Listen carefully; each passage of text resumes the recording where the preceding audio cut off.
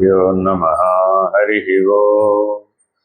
ब्रह्मानन्दं परमसुखदं केवलं ज्ञानमूर्तिं द्वन्द्वातीतं गगनसदृशं तत्त्वमस्यादिलक्ष्यम् एकं नित्यं विमलमचलम् सर्वधी साक्षिभूतं भावातीतं त्रिगुणरहितं सद्गुरुं तं नमामि। नमो ब्रह्मादिभ्यो ब्रह्मविद्या साम्प्रदायकर्तृभ्यो वंश ऋषिभ्यो महाभ्यो नमो गुरुभ्यः। सर्वोपप्लवरहित प्रज्ञानघन प्रत्यगर्धो ब्रह्मैवाहमस्मि। अहं पदार्थरहितः सदाशिवसमारम्भा व्यासशङ्करमध्यमाम् अस्मदाचार्यपर्यन्ता वन्दे गुरुपरम्परा। हरिः ओम्। श्रीगुरुभ्यो नमः। हरिः ओम्। ॐ निर्भयानन्दाय विद्महे अचलपरिपूर्णाय धीमहि तन्नो परात्परः प्रचोदयात्। ॐ साईश्वराय विद्महे सत्यदेवाय धीमहि तन्नः सर्वः प्रचोदयात्। ॐ तत्पुरुषाय विद्महे महादेवाय धीमहि तन्नो रुद्रः प्रचोदयात्। हरि ओम्।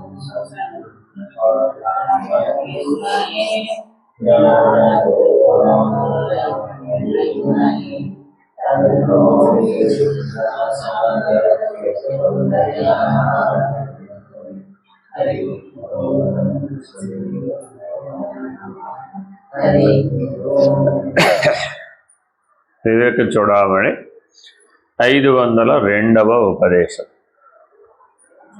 ఉపాధిరాయాతి స ఏవ గచ్చతి స ఏవ కర్మాణి కరోతి భుంక్యై స ఏవ జీర్యన్ మ్రియతే సదాహం కులాద్రివన్నిశ్చల ఏవ సంస్థితః. ఉపాధి అసలు ఉందా లేదా అనే చర్చ జరుగుతోంది. నీవు సోపాధికమా నిరుపాధికమా? గత ఉపదేశంలో నీవు నిరుపాధికము అని నిర్ణయం చేశారు. ఏమేమి లక్షణాలు నీకు?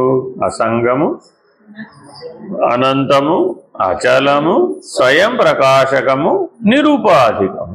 ఒక్కొక్క లక్షణం వివరించి చెప్తూ ఇప్పుడు ఎక్కడ దాకా వచ్చాం మనం? 5వ లక్షణం దాకా వచ్చాం. అసంగము, అనంతము, అచలము, స్వయం ప్రకాశకము, నిరుపాధికం. 5 లక్షణాలు. ఈ 5 లక్షణాలని సత్, చైతన్య, జ్ఞాన, ప్రకాశ, ఆనంద లక్షణాలనే 5 లక్షణాలతో కలుపుకోవాలన్నమాట. ఈ 5నేమో అనుభవ లక్షణాలు అంటారు. ఆ 5ని సిద్ధాంత లక్షణాలు అంటారు. సత్, చైతన్య, జ్ఞాన, ప్రకాశ, ఆనంద లక్షణాలేమో స్వరూప లక్షణాలు అంటారు.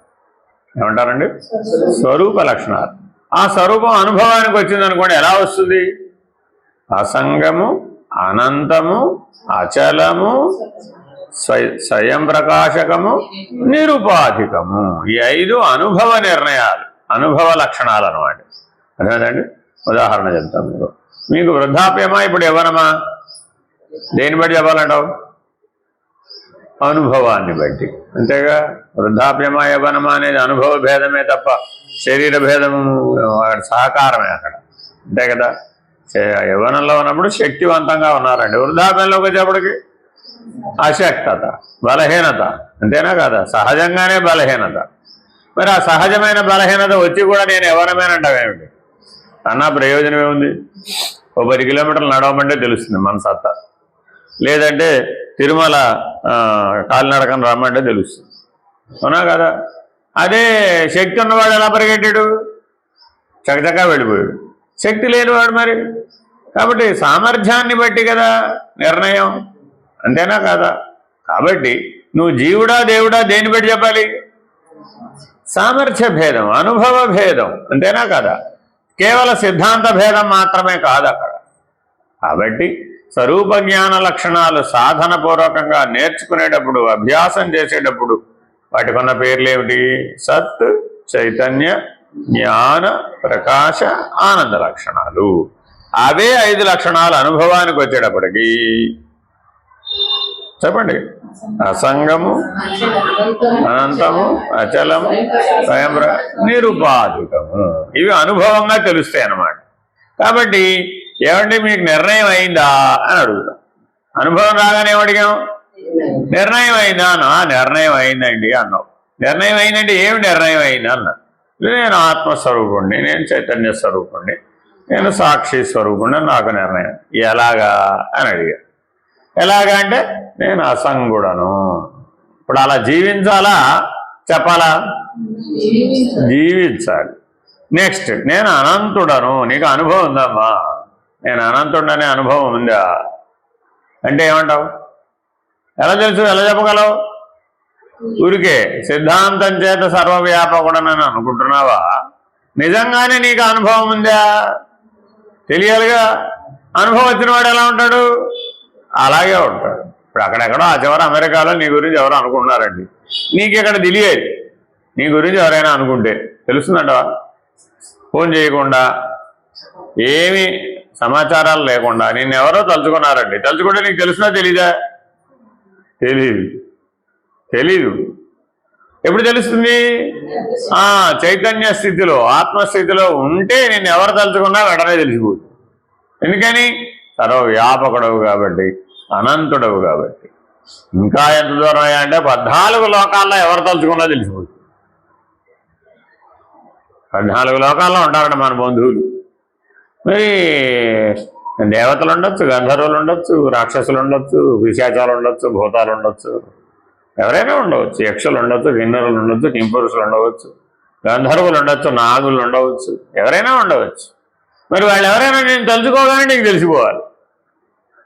తెలియడం ఒక ఎత్తు అయితే, వాళ్ళు సహాయం చేయమని అడిగితే నువ్వు ఇక్కడే ఉండి సహాయం చేయగలిగే సామర్థ్యాన్ని సంపాదించాలి.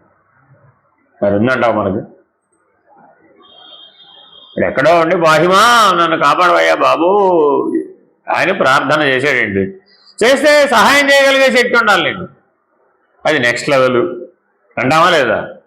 తెలియడం ఒక ఎత్తు అయితే, సహాయం చేయడం సామర్థ్యంతో కూడుకున్న పని. తెలియడం కూడా సామర్థ్యమే. కాబట్టి తెలుసుకున్నవాడేమో ఋషి, సహాయం చేయగలిగితే మహర్షి. తెలిసే స్థాయి వరకు వస్తే ఋషి. ఆ అనంతత్వంలోనే 2 భేదాలు ఉన్నాయి. మళ్ళా సామర్థ్యంలోనే 2 భేదాలు ఉన్నాయి. తెలుసుకోగలిగేటటువంటి చైతన్యం వరకే వికసించింది, అప్పుడు ఋషి. అర్థమైందండి? అందుకని మీరు పురాణాల ఘట్టాలు చదివితే చూడండి, వాళ్ళు తపస్సు చేస్తూ భగవంతుడి గురించి తపస్సు చేయగానే నారద మహర్షి ప్రత్యక్షం అవుతాడు. అలా ఎలా వచ్చాడు? తెలుసుకున్నాడు ఆయన. ఏమయ్యా ఏమిటి, ఏదో తపస్సు చేస్తున్నాడు, ఏమిటి సంగతి, ఏం కావాలి నీకు? ఓహో అలాగా, సరే ఇదిగో ఈ మంత్ర జపం చేసుకో, లేకపోతే ఇదిగో అలా చేసుకో, ఇలా చేసుకో అని. మరి మహర్షి కదా సహాయం చేసేది. అన్నమాచార్యులకు ఎవరు సహాయం చేశారు? నారద మహర్షే. త్యాగరాజుకి ఎవరు సహాయం చేశారు? నారద మహర్షే. మరి వ్యాస భగవానుడు, వాల్మీకి మహర్షి, వీళ్ళందరికీ ఎవరు సహాయం చేశారు? నారద మహర్షి. అదేమిటండి ఇంతమందికి ఎలా సహాయం చేయగలండి? అదేనయ్యా బాబు మహర్షి అంటే. కాబట్టి సర్వవ్యాపకమై ఏ లోకంలో ఎవరు అడిగినా సరే లోక కళ్యాణ నిమిత్తం ఎవరికైనా సహాయం చేసేవాడు ఎవడు? అడే మహర్షి. తనను ఎవరైతే స్మరిస్తున్నారో తెలుసుకోగలిగితేరో వాడు ఋషి. అర్థమైనట్టు ఇట్లా. కాబట్టి ఇవి సామర్థ్య భేదం చేత పెట్టబడిన పేర్లే గాని అవేవో ఊరికే 1000 సంవత్సరాలు తపస్సు చేస్తే ముని, 10,000 సంవత్సరాలు తపస్సు చేస్తే మహర్షి అలా పెట్టలేదు. సామర్థ్య భేదం, అర్థమైందండి. కాబట్టి జాగ్రత్తగా మానవుడు ఈ అనుభవ లక్షణాలను సాధించాలి. ఏమిటయ్యా సాధన? ఎందుకయ్యా సాధన అంటే నువ్వు అసంగుడవని, అనంతుడవని, అచలుడవని, స్వయం ప్రకాశకుడవని, నిరుపాధికుడవు, అసలు ఉపాధి లేదు అనేటటువంటి నిర్ణయాన్ని పొందడం కోసమే సాధన చేస్తున్నాం. కాబట్టి ఇప్పుడు స్వరూప జ్ఞాన లక్షణాలు ఏమిటి? సత్ చైతన్య జ్ఞాన ప్రకాశ ఆనంద లక్షణాలు స్వరూప జ్ఞాన లక్షణాలు. ఆ జ్ఞానం యొక్క అనుభవ నిర్ణయాలు ఏమిటి? అసంగము, అనంతము, అచలము, స్వయం ప్రకాశకము, నిరుపాధికము. ఈ ఉపదేశంలో ఏం చెప్తున్నారంటే ఉపాధి స్వరూపమును నిరూపించుతూ ముందు ఉపదేశమున నిరుపాధికత్వమనే దృఢీకరించి వివరించారు. ఉపాధి అనగా జీవునికి బుద్ధీంద్రియాదులు, శరీరము ఉపాధులు అవుతుంది. నీకు ఉపాధి అంటే ఏమిటి? నీ బుద్ధి, నీ శరీరం, నీ ఇంద్రియాలే నీకు ఉపాధి. ఉపాధి అంటే ఏంటి? కొండ. ఉపాధి అంటే ఏంటండి? కొండ. ఏదైనా కానివ్వండి, ఉపాధి అంటే ఏమిటో ఒక కొండ. నీ కొండ ఏది? నీ శరీరం, నీ ఇంద్రియాలు, నీ బుద్ధి. సరే, దాన్ని చేతనారూప జీవశక్తి ప్రసరణము చేతనే ఇంద్రియ సంఘాతముకు శరీరము గమనాగమనములు కావించుతుంది. సరే, శవం కూడా కొండే కదా. నువ్వు కొండ అయితే శవం కూడా ఎవరు? కొండే కదా. మరి అందులో చైతన్యం లేకపోతే ఆ కొండ దేనికైనా పడలేదు కదా. కాబట్టి వాళ్ళ ఉపయోగపడుతోంది, ప్రవర్తిస్తోంది, వ్యవహరిస్తోంది, తెలుసుకుంటోంది, గుర్తిస్తోంది, గ్రహిస్తోంది అని ఎన్ని రకాలుగా చెప్పినా అదంతా చైతన్యం అనే ఆధారం అందులో ఉండబట్టి. ఆ చైతన్యం అనే శివం లేదండి, అప్పుడేమైపోయింది? ఓటికొండ. అర్థమైందండి. కాబట్టి చేతనారూప జీవాత్మ లేకుండా అవన్నీ జడములే కదా. చైతన్య రూపమైన చేతనారూపమైనటువంటి జీవాత్మ ఈ కొండలో లేదండి, ఈ శరీరంలో లేదండి. అప్పుడు ఈ శరీరం శవం, ప్రయోజనం లేదు, జడం. అది ఆ ఆత్మ శరీరేంద్రియాదులు చలనశీలములైనను, జలోపాధి చెల్లించుతున్నను, సూర్యబింబము చలనరహితమై ఉన్నట్టులా గమనాగమనరహితమైన అచలమై సనాతనమై. సరే, ఏం చేసాం మనం? పెద్ద గంగానది ఒడ్డును కూర్చుంటే ఏమైంది? ఆకాశంలో సూర్యుడు ప్రకాశిస్తున్నాడు. ఆయన ప్రతిబింబం గంగానదిలో పడింది. ఇప్పుడు గంగానది ప్రవహిస్తోంది కాబట్టి గంగానదితో పాటు సూర్యుడు కూడా ప్రవహిస్తున్నాడు. కరెక్టేనా కాదా? ఎందుకనండి? సూర్యుడు కదలడు, అచలం. సూర్యుడు ఎవరు? గంగానది వల్లే కదలడు, గంగానది వల్లే ప్రవహిస్తాడంటవా? ప్రవహించడు. కాబట్టి ఆయన ఎవరు? కదలని వాడు, అచలుడు అని తెలుసుకోవడం కోసమని నదీ స్నానానికి వెళ్ళిరా మనం. అది పుణ్యం అంటే. నదీ స్నానం చేస్తే పుణ్యం, తీర్థ స్నానం చేస్తే పుణ్యం అంటే అర్థం ఏమిటి? ఈ అచల లక్షణం అక్కడ బోధపడదు. నది యొక్క ప్రథమ లక్షణం ఏంటి? ప్రవహిస్తూ ఉంటుంది. ప్రవహించే నీటిలో సూర్య ప్రతిబింబాన్ని చూడాలట. చూస్తే ఏం బోధపడింది? అచలుడు, నీ స్వరూపం బోధపడింది. నేను ప్రకాశ స్వరూపుడను, నేను అచలుడను అని బోధపడింది. ఎవరు? గురువు, సూర్యుడు. అలాంటి జ్ఞానాన్ని ఇచ్చాడు కాబట్టి ఆయనకు నమస్కారం పెట్టి అదే నీళ్ళు అర్ఘ్యం ఇచ్చాడు. అంతే, ఇంతే పుణ్యం అంటే. ఆ జ్ఞానం లభించడమే పుణ్యఫలం, ఆ జ్ఞానం లభించడమే నదీ స్నాన ఫలం. గంగా నది నీ పాపాలని, సర్వపాపాలను పోగొడుతుంది. ఎలాగా? జ్ఞానం బోధించడం ద్వారా. ఏ జ్ఞానం? స్వరూప జ్ఞానం. ఎలా బోధిస్తుంది అయ్యా గంగానది? మనిషి కాదేవిడా. కానీ ఆ గంగానది నిరంతరాయంగా ప్రవహిస్తూ తన వలే ఆ సూర్యుడు ప్రవహించడం లేదని, కదలడం లేదని, అచలమని, నీ స్వరూపం అసంగము, అనంతము, అచలం అనే 3 లక్షణాలు, స్వయం ప్రకాశం, నిరుపాధికం. ఏమంటే సూర్యుడికి నీలాగా ఉపాధి ఉందా లేదా? లేదు. నీలాగా పరిమితమైన లక్షణాలు ఉన్నాయా లేవా? లేవు. నీలాగా జడ స్వరూపుడు ఆయన ఏమన్నా? కాదు. స్వయం ప్రకాశకుడు. ఇంకేమిటి? ఆయన ప్రకాశం అనంతం. నీ వరకే పరిమితమా? నవగ్రహాల మీద అంతటా ప్రసరించేది ఆ సూర్యప్రకాశమే. మరి అనంతమైన ప్రకాశం కలిగినవాడు, స్వయంగా ప్రకాశం కలిగినవాడు అసలు కదలయ్యా బాబు. దేంతో పోలిస్తే? నవగ్రహాలతో పోలిస్తే, గంగానదితో పోలిస్తే. నవగ్రహాలతో పోల్చినా కదలడు, భూమి మీద గంగానదితో పోల్చినా వాటితోనే పోలిస్తే కదలకపోతే నీతో పోలిస్తే, గంగానదితో పోలిస్తేనే శివుడు కదలంటే నీతో పోల్చడం ఇంకా? గంగానది కంటే చిన్న పెద్ద నువ్వు. ఎందుకని? నువ్వు పుట్టకపోతే గంగానది ఉంది, నువ్వు పోయిన తర్వాత కూడా గంగానది. అది కాలంతో పని లేకుండా ప్రవహించే నది. అనంతకాలం నుంచి ప్రవహిస్తుంది, అనంతకాలం పాటు ప్రవహిస్తుంది. మరి మనము కొద్ది కాలమే, ఏదో కర్మ, ఓ కాలం, అంతవరకే పరిమితంగా కాలకర్మల చేత పరిమితించబడిన వాళ్ళమేమో మనము, అవేమో కాలకర్మల చేత పరిమితించబడనివి. కాబట్టి ఏవైతే కాలకర్మల చేత పరిమితించబడలేదో అవన్నీ దివ్యం. దివ్యం దివ్యం దివ్యం, దైవం దైవం దైవం అంటే ఏమిటి? కాలము కర్మ చేత పరిమితించబడలేదు. అవి ఏమిటవి? దైవం, దివ్యం. అర్థమైందండి? దాని ఆ స్థితి పేరు దైవం, దాని యొక్క కర్మ దివ్యం. పరమాత్మ భగవద్గీతలో అంటాడు, నా కర్మ దివ్యం అంటాడు. ఎందుకని?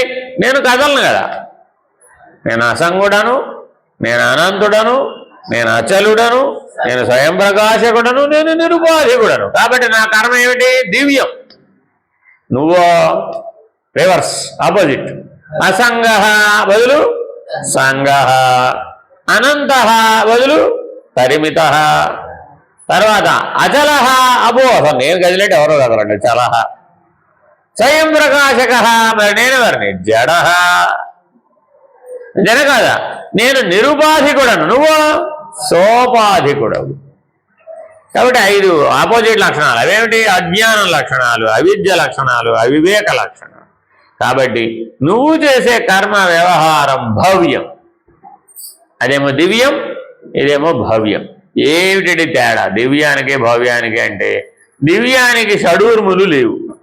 దివ్యమైనటువంటి స్థితిలో ఉన్నవాడికి, దేవుడికి షడూర్ములు లేవు, జీవుడికి షడూర్ములు ఉన్నాయి. ఏమిటి ఆ షడూర్ములు? జనన మరణాలు, శోకమోహాలు, ఆకలి దప్పికలు. ఈ 6 దేవుడికి ఉన్నాయంటావా? లేవయ్య బాబు, అది దివ్యం. అర్థమైందండి? కాబట్టి మనం ఏ జ్ఞానంతో జీవించాలి ఇప్పుడు? నాకు ఈ షడూర్ములు లేవు అని గంగా నది దగ్గరికి వెళ్ళి ఆ ప్రవహించే నదిలో సూర్యుడిని చూసి ఆ అచల స్థితిని, స్వయం ప్రకాశ స్థితిని, అనంత స్థితిని తెలుసుకున్న వాళ్ళమై గురువుగా సూర్యుడు తెలియజేసినందుకు అర్ఘ్యపాద్యాలు ఇచ్చి నమస్కారం చేసి జ్ఞానంతో ఇంటికి రావాలి. అదే తీర్థ స్నాన ఫలం. నిజంగా ఇలాగే చేస్తున్నామంటారా నదీ స్నానం? ఊహే, ఎలాగైనా వెళ్ళి మనగడమే అనుకున్నా, వెళ్ళి అందులో ఈతలు కొడతావు, డాన్సులు వేస్తావు, ఎగురు దూకుతావు, ఏమిటేమిటో రకరకాల కథలన్నీ పోతావు తప్ప అసలు విషయం లేదు. ఇంకేమిటి? అదేదో సంకల్పం చెప్పకపోయి స్నానం చేయకపోతే అది అసలు నదీ స్నాన ఫలితం రాదండి. ఇప్పుడు సంకల్పం చెబితే ఇది తెలిసింది ఏమిటి? ఏది జీవభావం కదా. అక్కడ సంకల్పం ఏంటో చెప్పుకున్నావు, ఇంట్లో పూజ చేసినట్టే. అది అర్థమేనండి? కలిగే భరతఖండే పేరు దక్షిణ దిగ్భాగే గంగా తీరే, ఎక్కడుంటే అక్కడ చెప్పుకున్నావు, అంతే కదా. మరి ఇవన్నీ ఏమిటి? కాలకర్మానికి లోబడినట్టే చెప్పుకుంటున్నావు, కానీ కాలకర్మలను అధిగమించినట్టు ఎక్కడ చెప్పుకున్నావు? చెప్పుకోలేదుగా. అందుకని మనందరం గంగానదిలో స్నానం చేయడానికి వెళ్ళాం. అక్కడ బ్రాహ్మణులందరూ ఉంటారు కదా, వాళ్ళు సంకల్పం చెప్తాం, సంకల్పం మాకు వచ్చలే మేము చెప్పుకుంటూ పోమండి. నేను చెప్పుకుంటూ పోమంటే మేము చెప్పకపోతే మీకు ఫలితం రాదండి. అదే నువ్వు చెప్తే ఫలితం వస్తుంది, మేము చెప్తే ఫలితం రాదు. అది అట్లా కూడా తేడా ఉంటుంది. గంగానది దగ్గర విశ్వేశ్వరుడి దగ్గర నువ్వు వేరే నేను వేరేనా? మాకు ఆ గొడవలు వెళ్ళిపోగా. సరే మీరు ఎలా చెప్తారని, నువ్వు చెప్పినట్టు మేము చెప్పాం, మాది అచల సంకల్పం. ఎందుకని? నీ స్వరూపం అచలమయ్యా బాబు. అది కదా ఇక్కడికి వచ్చి తెలుసుకోవాల్సిందే. పూర్వమేవ నిరాలంబం ఆగ్నేయంచ నిర్గుణం తథా దక్షిణే నిత్యశుద్ధం చైవ నైరుత్యో నిరుపద్రవం పశ్చిమే నిష్కళం చైవ వాయువ్యే చ నిరంజనం ఉత్తరే చ నిరాకాశం ఈశాన్యో నిర్మలో భవే ఊర్ధ్వస్య నిరాకారత అధస్య నిర్వికారత అంతర్బహిష్య సర్వత్ర అచలోయం సనాతన. ఇది మా సంకల్పం. ఇప్పుడు ఈ లక్షణాలన్నీ ఎవరివి? పరమాత్మవి. పరమాత్మని స్మరించడమే కదా సంకల్పం అంటే అర్థం. మిగిలిన తిథి వార వర్జాలు ఎవరికి కావాలయ్యా? నాకేం అవసరం లేదు. ఏ తిథి నాడు స్నానం చేస్తే ఏమిటి, ఏ వారం నాడు చేస్తే ఏమిటి, ఏ వర్జంలో చేస్తే ఏమిటి, అవేమీ లేవయ్యా. ప్రవహించే గంగా నది నువ్వు కాదు. ఎవరు నువ్వు? ఆ దాంట్లో ప్రతిబింబాన్ని చూసి బింబాన్ని చూడాలంట. బింబ ప్రతిబింబ జ్ఞానాన్ని పొందడం కోసమని వచ్చాను ఇక్కడ. అందుకని కాశీ వెళ్ళొస్తే ముక్తి వస్తుంది. ఏమిటి ముక్తి? ఎవరికైతే ఈ బింబ ప్రతిబింబ జ్ఞానం వచ్చిందో ఈ జ్ఞానంతో వెళ్ళి విశ్వేశ్వర దర్శనం చేశాడు. గంగా స్నానం చేసేప్పటికి ఏం జ్ఞానం వచ్చింది? ఇప్పుడు నేను అనంత స్వరూపుడను, అచల స్వరూపుడను, సుప్రకాశ స్వరూపుడను, అసంగుడను, నిరుపాధికుడని జ్ఞానం వచ్చేసింది. ఈ జ్ఞాన దృష్టితో వెళ్ళి విశ్వేశ్వరుడు చూశాడు. ఇప్పుడు ఎవరైనా నీకు నాకు భేదం లేదు, అయిపోయింది. జీవేశ్వరైక్యం అనుభవానికి వచ్చేసి మరి ఒక్కసారి గంగా స్నానం చేసి ఒక్కసారి విశ్వేశ్వర దర్శనం జ్ఞాన దృష్టితో చేస్తే అయిపోయినట్టే. జ్ఞానం ఉంటే అజ్ఞానంతో అయితే ఎన్నిసార్లు చేసి ఉంటాం ఇప్పటికి ఈ పాడి? అక్కడే చేయక్కర్లేదండి. ఎక్కడైనా నది ఒడ్డున శివాలయాలు ఉన్నాయిగా, ఎక్కడున్నా విశ్వేశ్వరుడే. కాశీలో ఉన్నవాడే విశ్వేశ్వరుడు కాదు. మీరు ఎక్కడ పెట్టుకున్నా ఏమంటున్నారు? విశ్వేశ్వర దేవస్థానం అని పెట్టుకున్నాడు. అప్పుడు విశ్వేశ్వరుడు కాదేమిటి? కాశీలో ఉంటేనే విశ్వేశ్వరుడు అంటే అది కూడా పరిమితమే. దేశ కాల మాన కర్మల చేత పరిమితమైతే అప్పుడు అది దివ్యం ఎలా అవుతుంది? ఆయన దేవుడు ఎలా అవుతాడు? భగవంతుడు ఎలా అవుతాడు? కాడు కదా. కాబట్టి జ్ఞాన దృష్టితో కర్మను ఆచరిస్తే ఒకసారి ఆచరిస్తే చాలు. అదే అజ్ఞాన దృష్టితో 1000 సార్లు ఆచరించినా సరే. కాబట్టి జీవుడు అనగా అవిద్యోపాధి అని వేదాంతములు వచించుతున్నది. పరమాత్మ అనగా ఎవరప్పుడు? గమనాగమన రహితమై, చలనరహితమై, బింబమై, అచలమై, సనాతనమై. ఏంటండి నీ స్వరూపం ఎటువంటిది? బింబమది, అచలమది, చలనరహితమైనది, గమనాగమనరహితమైనది, సనాతనమైనది. మళ్ళా 5 లక్షణాలు చెప్పాడు. అదేనండి, ఏ రకమైన చలనములు లేవు, ఏ రకమైన గమనాగమనములు లేవు, రాకడా పోకడా లేదు. ఏ రకంగానూ అచలంగా ఉన్నది. ఇంకేముంది? బింబంగా ఉన్నది. ఇంకేంటండి? సనాతనమైన, సృష్టి కంటే ముందున్నది, అనంత విశ్వము కంటే కూడా ముందున్నది. కాబట్టి నేను ఇప్పుడే పుట్టాను, ఇప్పుడే పోతున్నాను, నేను ప్రతిబింబ స్వరూపుడను, నేను అక్కడికి వెళ్ళాను, ఇక్కడికి వెళ్ళాను, అలా కదిలాను, ఇలా కదిలాను అని చెప్పుకునేటటువంటి అవిద్యా కల్పితమైన బుద్ధి అనే ఉపాధి కలిగిన వాడెవడో వాడే జీవుడు. నేను బుద్ధి, నేను బుద్ధి, నేను బుద్ధి అన్నవాడంతా ఎవరు? జీవుడే. కాబట్టి ఆ అవిద్య వలన ఏమనుకుంటున్నాడు? ఆ బుద్ధి వలన తాను ధరించేటటువంటి పాత్రలు ఏవైతే ఉన్నాయో ఆ పాత్రలే నేను అనుకుంటున్నాడు. అదే బుద్ధి ఆత్మస్వరూపమైతే ఈ పాత్రలన్నీ ఒకసారి పోయినాయి. సూర్యుడు ఎన్ని ప్రతిబింబాలుగా ఉన్నాడు అయ్యా అంటే నవగ్రహాలకి 1116 చంద్రులు ఉన్నారు. భూమికి ఎలా అయితే ఒక చంద్రుడు ఉన్నాడో 9 గ్రహాలకి కలిపితే 1116 చంద్రులు ఉన్నారు. అంటే ఇప్పుడు మరి సూర్యుని యొక్క కాంతి అంతా ఎన్నిటి మీద ప్రతిబింబం వెలగబడుతుంది?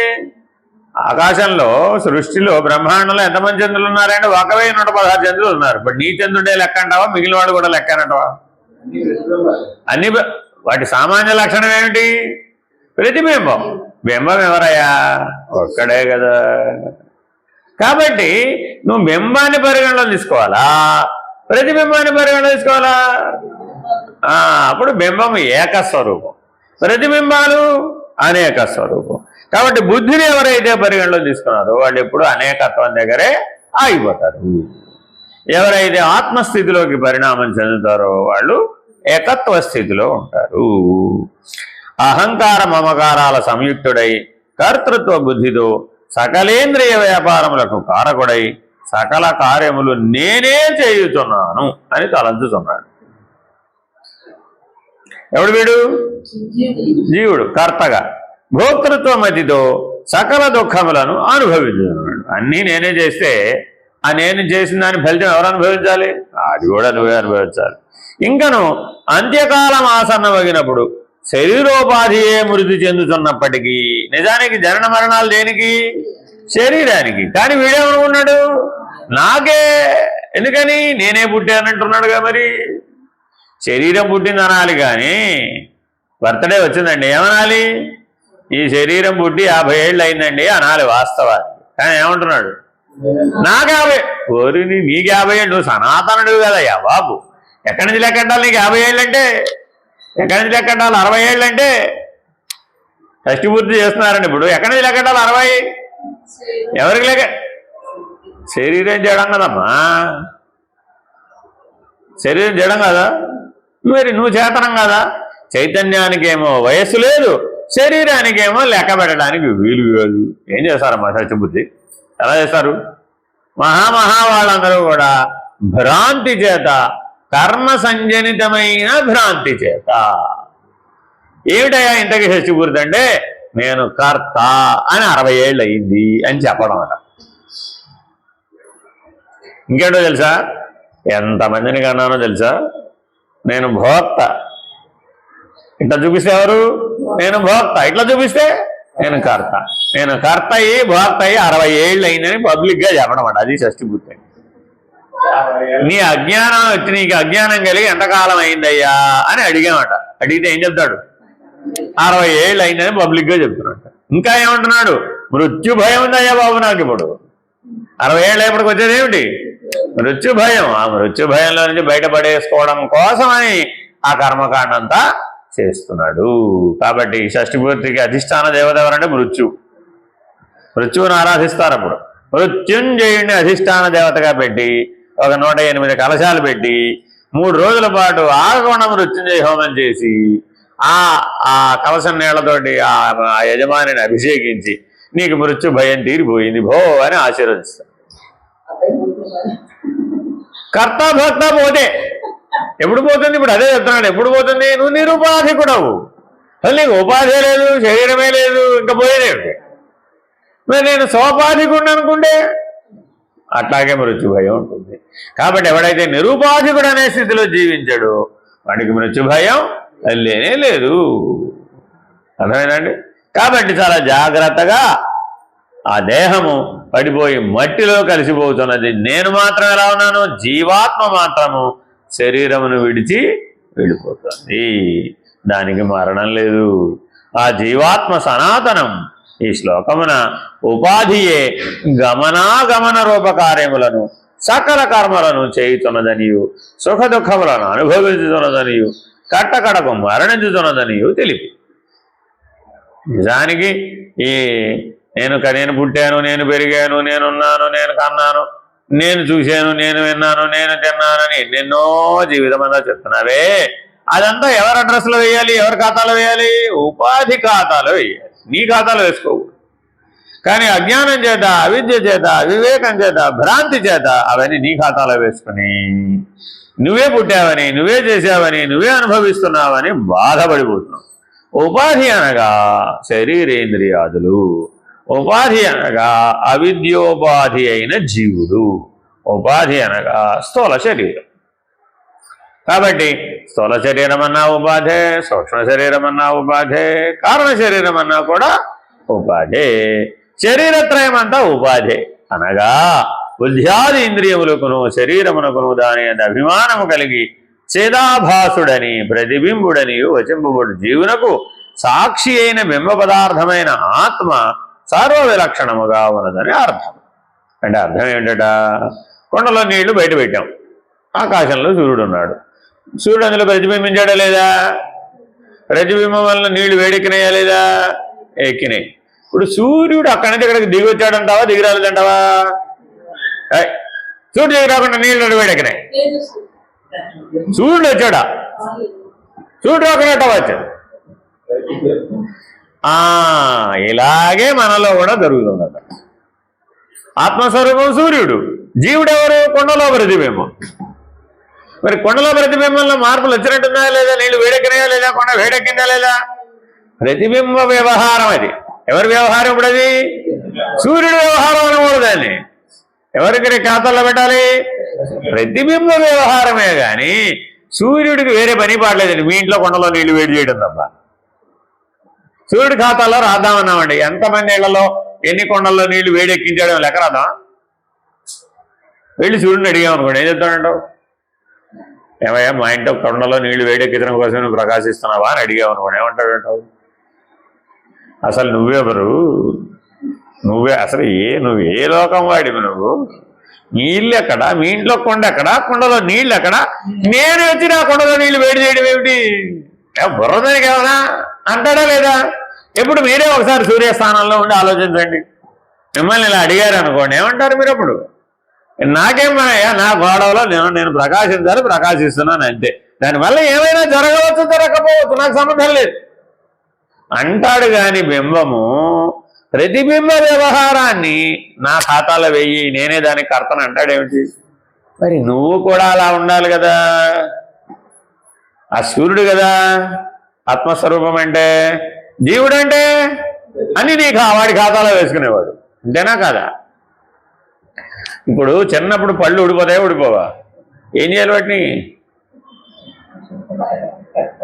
పళ్ళు ఏం చేసుకుంటా? కాదండి, అది పెద్ద భ్రాంతి.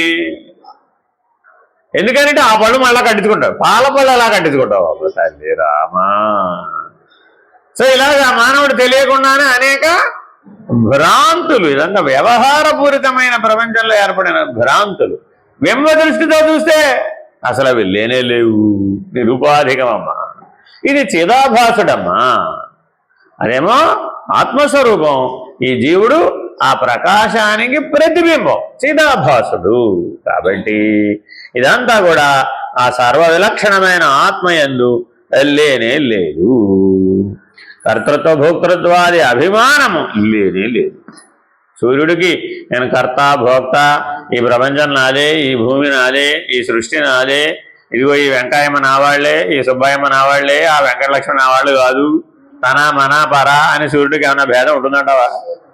అలాంటి అభిమానాలు ఏం లేవు ఆయనకి. నా వాళ్ళు నీ వాళ్ళు అన్న గొడవ లేదు ఆయనకి. మనకి మాత్రం ఏముంది ఇప్పుడు?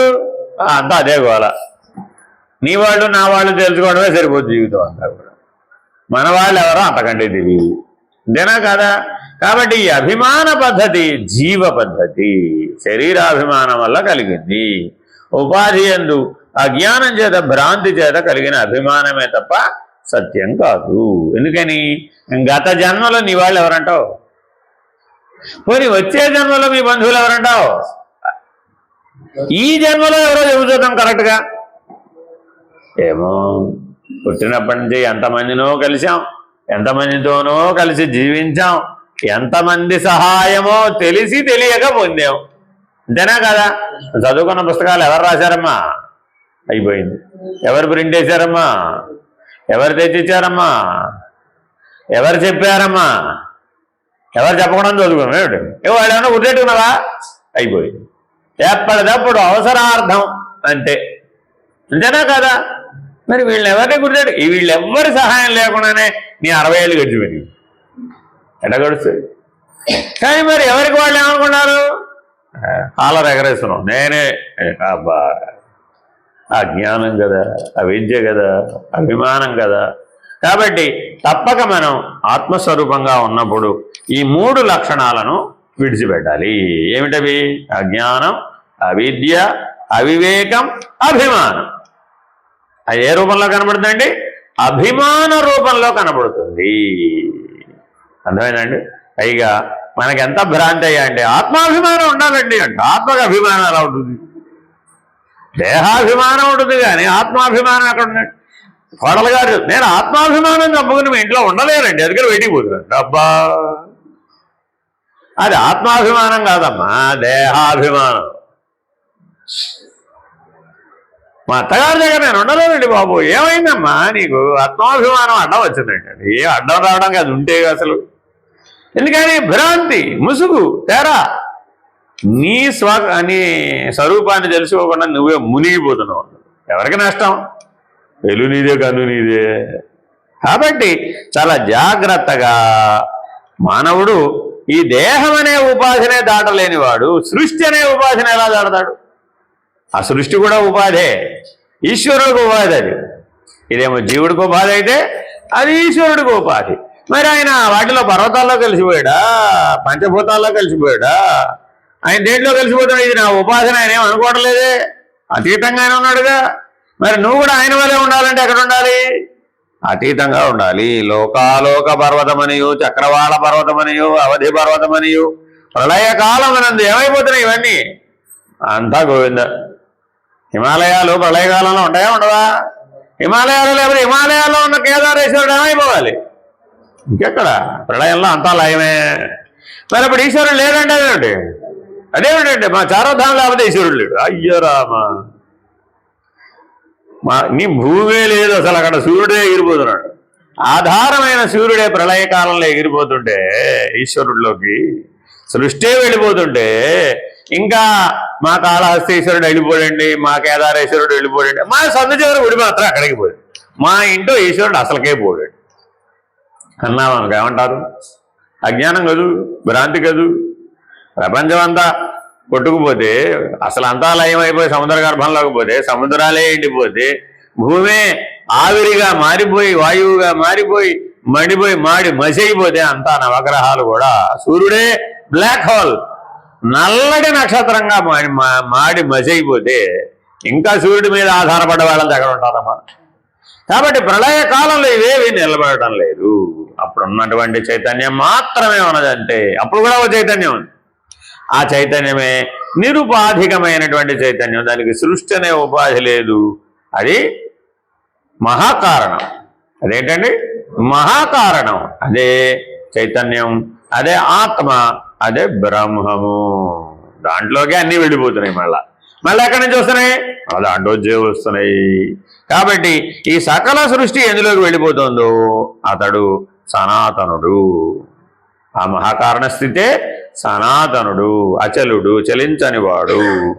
కాబట్టి ఎన్ని సృష్టి స్థితి లయాలు సంభవించినా కూడా ఆ బ్రహ్మమునందు ఏ రకమైనటువంటి మార్పులు లేవు, ఏ ఆకార వికారములు లేవు, అవిద్యాకృతమైన ఏ వికారములు లేవు. ఇప్పుడు ఆయనకి శోకమోహాలు ఉన్నాయంటావా, ఆకలి దప్పికలు ఉన్నాయంటావా, జనన మరణాలు ఉన్నాయంటావా? ఆ బ్రహ్మమునకు లేనే లేదు. కాబట్టి అచ్యుతుడు, స్వస్వరూప పరబ్రహ్మమై ఉండువాడు. అలాగున సర్వదా స్థిరుడై పరమాత్మనై ఉండువాడని భావము. కేవల నిరుపాధికానంద పరబ్రహ్మమేనని ముఖ్య తాత్పర్యము. సూటిగా చెప్పేస్తున్నాడు. అందుకని షడ్భావ షడ్వికారాశ్చ సుఖ దుఃఖాదికం తథా నమే సంతీతి నిత్యోహం లోకాలోక ఇవాచల.